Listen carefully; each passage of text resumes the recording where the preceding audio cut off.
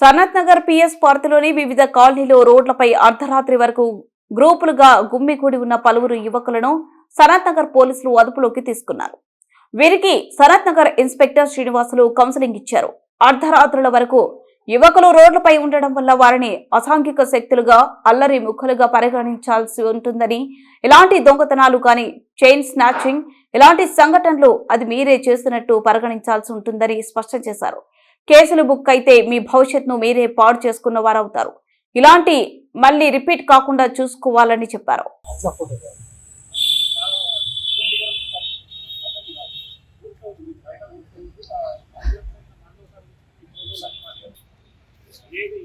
పిల్లలు